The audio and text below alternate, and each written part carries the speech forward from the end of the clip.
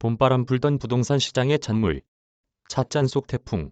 미국의 금리 인상과 우리나라 추가 금리 인상 움직임이 부동산 시장에 찬물을 끼얹을지 아니면 찻잔 속 태풍에 그칠지 관심이 집중되고 있습니다. 윤지혜 기자 나와 있습니다. 금리 변수가 다시 부동산 시장의 복병이 될 것이란 분석이 많죠?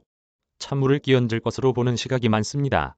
아시다시피 서울 집값이 최근 새 정부 출범의 규제 완화 기대감까지 더해지면서 반등했고 일기 신도시는 과열을 우려할 정도로 들썩이고 있습니다. 그런데 미국 금리 인상을 쫓아 하느니 기준금리를 올리고 시중은행도 덩달아 대출금리를 인상하는 시나리오는 시장의 악재입니다.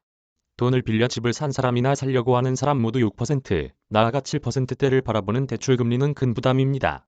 새 정부 다주택자 양도세 중과 1년 유예라는 퇴로까지 열어줘 수도권, 지방을 중심으로 양도세 아끼려는 매물이 더해질 수 있습니다.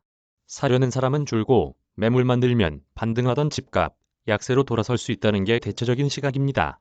자본시장연구원은 우리나라 기준금리가 0.75%포인트 오르면 우리나라 실질 주택가격 상승률은 4년간 평균 1.6%포인트 떨어진다고 분석했습니다.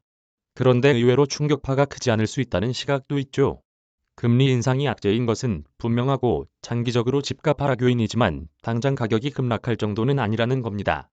금리 인상이 매수세 위축 요인이지만 실상 현재도 아파트는 15억 원, 분양은 9억 원 넘으면 대출을 받고 싶어도 못 받아 집을 살 수 없습니다.